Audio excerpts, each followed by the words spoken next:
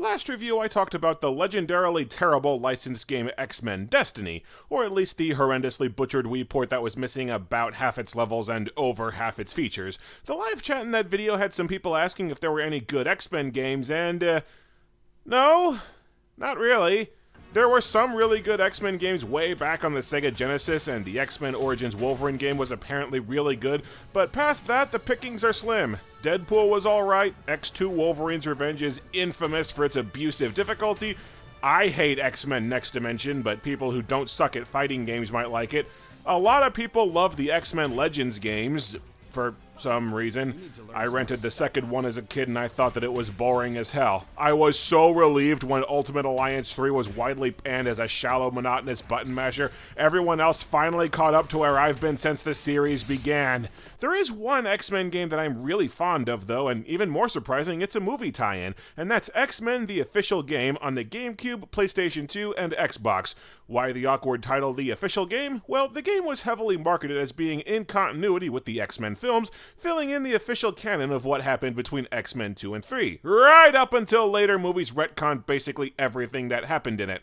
Also, Wolverine's Revenge was marketed as an X2 movie tie-in despite having jack to do with the movies. That may also have been a factor. Just to refresh on the plot of X-Men 2, asshole military dude Colonel Stryker kidnapped Professor X and stole Cerebro to build a super weapon to kill all the world's mutants. The X-Men and Magneto teamed up to save the hostages and blew up Stryker's base, but Jean Grey died in the process because it was a Tuesday. The game picks up shortly afterward, with the X-Men returning to Stryker's wrecked base to retrieve the stolen parts of Cerebro, only to discover that Stryker had a second doomsday weapon in his basement, a massive flying battle station called the Master Mold that produces giant mutant hunting robots called Sentinels. How pissed do you think Stryker was, having blown several years and $1 gajillion building a helicarrier and an army of killer robots, only to find out he could just swipe Cerebro for free? The movie's tradition of crapping on Cyclops continues because while Storm, Wolverine, Colossus, and Nightcrawler load up and head to Alkali Lake, fearless leader Cyclops stays home to cry over his dead girlfriend.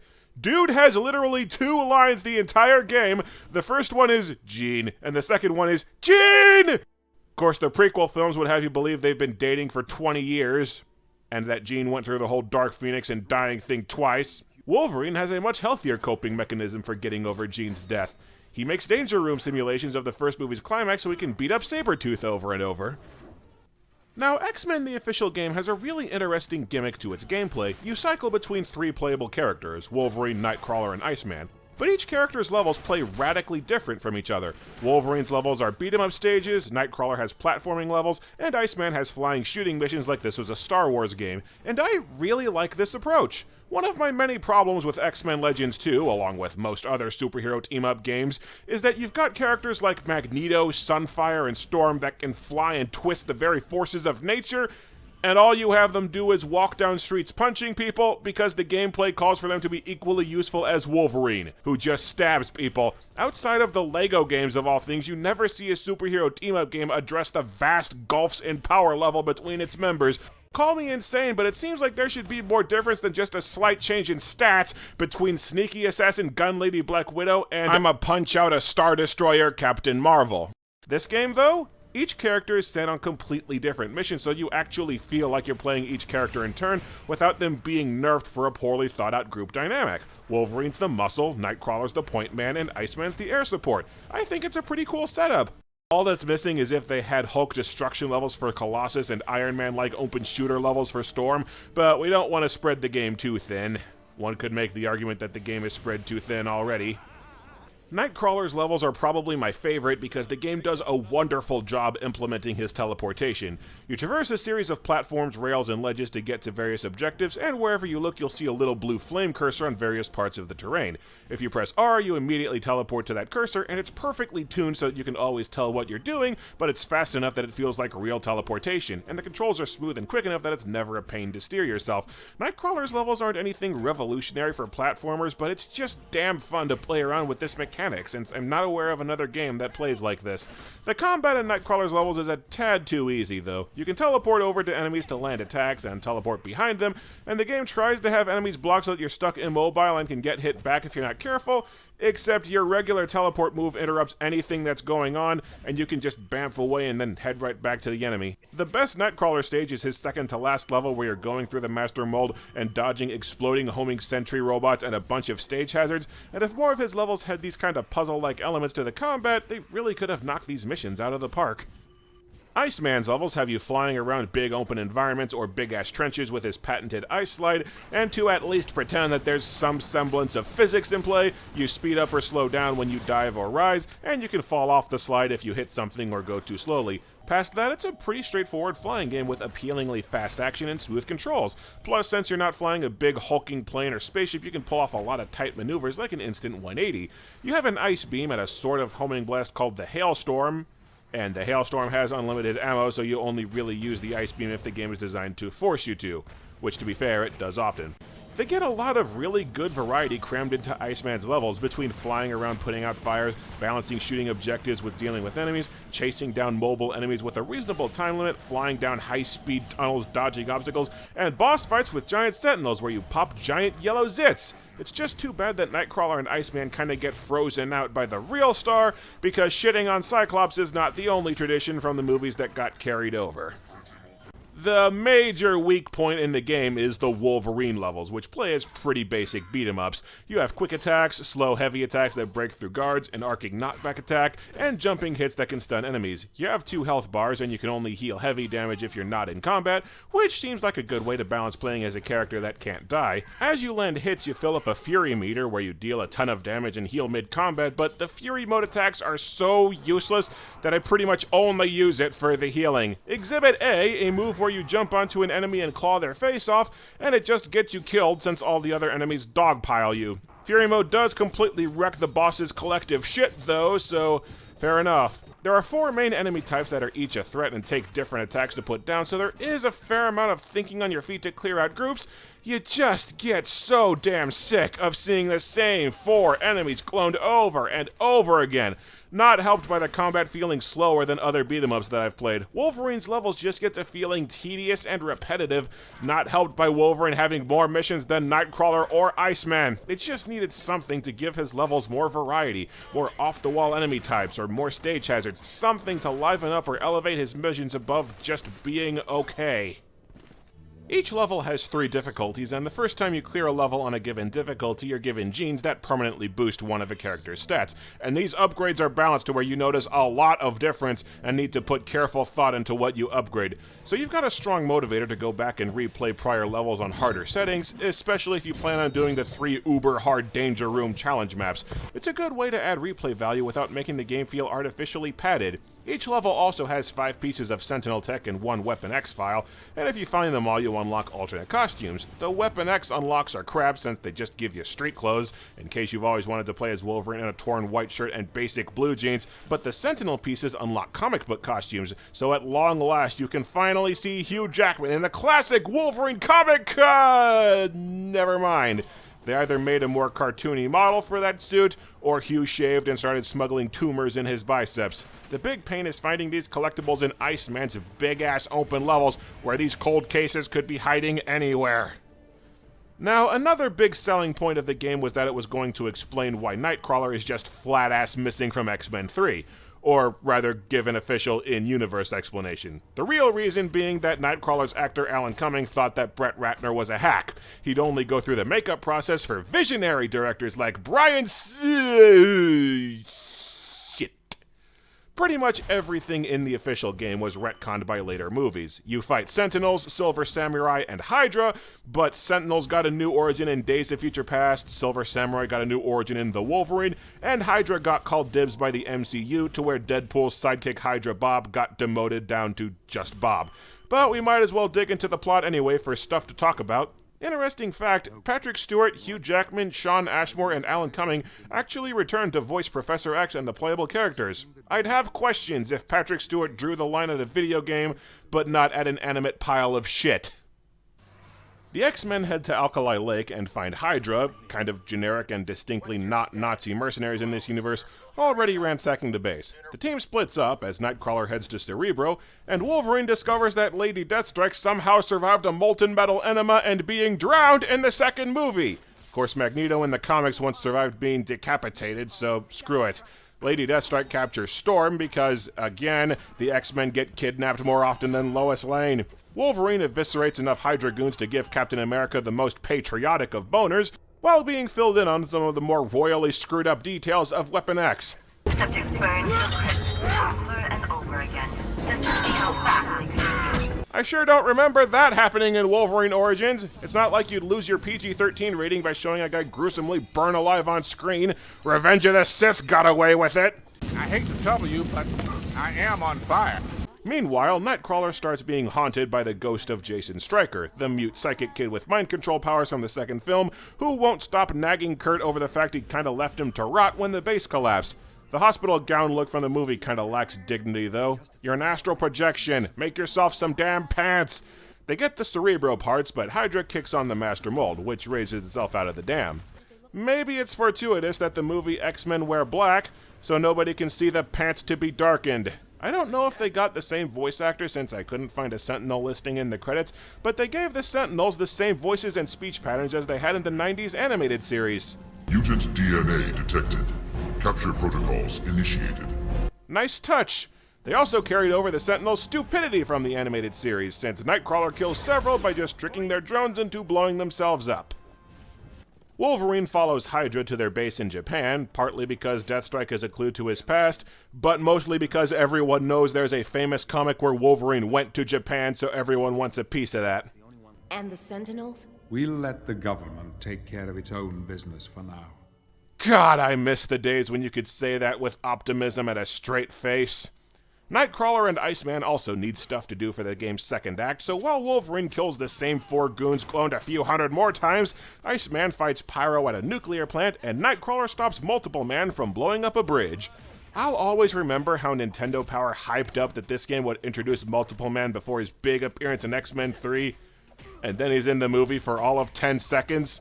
I admit that I didn't take any nuclear engineering classes in college, but I don't think that many nuclear reactors have miles and miles worth of underground cooling tunnels like you are flying into the Death Star. But hell, got to prevent nuclear winter somehow. And then Iceman fights a giant fire dragon that Pyro has summoned. That's just awesome. Kinda makes their 10-second beam struggle fight in X-Men 3 out in the cold, doesn't it?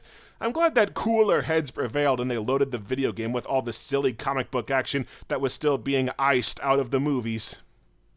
Wolverine finds out that both Hydra and Deathstrike are working for the Silver Samurai. He helped build the Sentinels, but never planned on turning them against mutants. The activation of the Master Mold was on accident. Sadly, we never learn what Silver Samurai's deal is, or what he thought Stryker was going to do with an army of giant robots full of mutant tracking technology. But yeah, this all involves the awkward revelation that in this universe, Hydra apparently aren't actually bad guys, so probably shouldn't have killed that last couple hundred of them. Man, they helped build an army of murder bots. How are we supposed to buy that they're good guys? And Wolverine, who came here to learn about his past from Deathstrike, just drops a bell onto Deathstrike's head so he can talk to the man of the house. Wolverine learns that Silver Samurai has a device in Hong Kong that can shut down the Master Mold. Why the hell would you hide that in another country? And Professor X asks Magneto's help for taking them down. I like to think that Magneto is just really passive-aggressively pissed at Charles because he doesn't bring along Pyro for firepower or Mystique for infiltration. The only crony Magneto brings to fight the Sentinels is Sabretooth. Don't get me wrong, I'm glad somebody finally remembered Sabretooth can heal and should have survived the first movie, but really? The hell is Sabretooth, who only brings to the table mild super strength and sharp fingernails, going to do against an army of jumbo Terminators? He's still being more useful than Cyclops, though. The game stops to tell you that Storm and Colossus got taken out when the X-Jet crashed and got attacked by Sentinels. It doesn't mention Cyclops. The implication is that Scott is just too damn busy crying about his girlfriend to help prevent total mutant genocide. Your powers work by just staring at bad guys, dude. You seriously can't be asked to just look at the robots killing your people? They figure out that Jason Stryker is alive and controlling the Master Mold, still sans pants, and though Magneto manages to disable the station with Hydra's device, Jason's psychic powers still put him down. So the X-Men split up. Nightcrawler heads to sabotage key systems and confront Jason, Iceman heads to take out the Mold's reactor core, and Wolverine... I have no idea. Now, you two will have to do this without me. I got some anger issues that need working out. Great. His teammates are going to destroy the mutant hunting superweapon. Wolverine is going to therapy. I don't know, they kinda hint that he's off to foil Magneto's plans and maybe he's drawing aggro from Jason because he gets sent into a hallucination where he fights clones of himself. My god, the BO is overwhelming, I can't take it anymore! Meanwhile, Nightcrawler is sent into a hallucination where Jason tries to convince him that he's a demon from another dimension. But luckily, Jason still has a good half because clumsy Dark Phoenix parallel, which guides Kurt through his mission. They take down the Master Mold and defeat the Sentinels, but Magneto's got a Magneto, and Sabretooth grabs Jason to use as a weapon later. I have to have played through the game at least a dozen times, and Wolverine's line here still makes me laugh. How'd you find me? Well, maybe if you bathed once in a while, I wouldn't be able to track you so easily. But Jason is stolen back rather easily because teleportation powers beat out a good manicure. I'm not going anywhere. I got unfinished business. What? Get out of here! This is my fight! You know, given that Logan loses his memories in X-Men Origins, they never explain why Wolverine hates Sabretooth so damn much in the movie, and between hunting Deathstrike to the ends of the earth and fighting Sabretooth in a collapsing battle station, it plays like Wolverine just gets personally offended when the people that he kills don't stay dead. You eventually hit a point in this final boss where Sabretooth is in rage mode all the time, and near as I can tell, the only way to beat him is to have maxed out Fury and healing genes so you can Leroy Jenkins! So Jason dies in peace, Wolverine incapacitates Sabretooth to explain why he's still not in the third movie, and we reach the big official explanation for Nightcrawler's absence in X-Men 3. I am not suited for this life, Professor. We have a term in German. Weltschmerz. It means despair over the world. I see it too much in you. He just can't handle the violence of superhero life. I would have gone with a telepath has been making silly putty out of my brain and I need a vacation to get my head back on straight, but whatever. And end off on a big tease for the third movie that was about to come out. Check. Gene! I make fun of the plot, but as far as video game stories go, this is a pretty good one. It moves at a great pace, it keeps you invested in what's going on, it challenges the main characters, it doesn't spend too much time on any one plot point to where it gets annoying, and later retcons aside, it's a good expansion on the lore of the first 3 X-Men movies. It's paced like a movie in the best ways, and it does everything a good video game story should do. They even get in a few moments of the social commentary that the films were praised for. Surrender! I know how the government treats mutants. They either want to cure you or kill you. It is hard to be positive knowing how much we've all sacrificed in this fight for equality. I can only wonder what else we have to lose before it is all over. The game is just missing some polish here and there, more variety for Wolverine, better combat for Nightcrawler, and differently handled attacks for Iceman. I think if a game with this concept wasn't held back by being a movie tie-in with limited development time, they could have had more time to polish the 3 gameplay modes, and this really could have been something special. These days, big AAA games are trending towards all being either Uncharted, Call of Duty, or a big open world dealy, so a game with this unique premise probably won't be done justice anytime soon. As it stands though, I think it's a pretty good game that you may have overlooked. But since I'm a bit short for time for where I like these episodes to clock in, let's take a quick look at the handheld versions. Just a quick look, because they're both really shallow and, well, shit. The Game Boy Advance version is a pretty basic side-scrolling platformer as you try to get to the end of each level. You can switch on the fly between Wolverine, Nightcrawler, Iceman, and Colossus, but quite frankly there's barely a difference between them. Wolverine heals slowly, and I mean slowly. Iceman has maybe a few pixels extra range to his attacks. Colossus might hit a little harder, but it's barely noticeable, and you pay for it with pathetic range and speed. And Nightcrawler seems more agile and can teleport, but the teleportation is stiff to trigger and only goes a set distance. With the kind of tight levels, you don't often get to use it. You'd at least figure that Colossus would take damage slower given that he's covered in metal, but no, that might be too helpful. The only real reason to switch characters is that each has their own health and super meters, and if a character dies, they're out until the next level. And you need Colossus to break through certain barriers, so, you know, never ever use Colossus because you might be screwed if he dies. The big fatal flaw to the game is that the enemies have too damn much health. The basic goons take something like 6 hits to kill at least, regardless of which character you're using, and none of your attacks stagger or stun the enemies. Iceman can't even freeze people. That's stone cold stupid. And between kind of sluggish movement and tight environments, it's pretty much impossible to avoid constantly taking damage, so you'll just end up using Wolverine the entire game. You'll get so sick of fighting a steady stream of damage sponges that you'll just start running past all the enemies. As you kill baddies, you charge up a super meter that temporarily quadruples your damage output, and I honestly can't decide if that was intentional design or a last-second patch to the broken-ass combat, especially since saving the quad damage buff for bosses absolutely wrecks their shit. It's near impossible to dodge the boss's hits, so just ending the fight quickly is always your best option. The game quickly becomes a tedious, dull slog to play, not helped by how the story is horrendously slowly paced. The opening mission at Alkali Lake is dragged out into hours of the heroes just wandering around lost with no goal, randomly wandering into villains like Juggernaut and Pyro for no reason.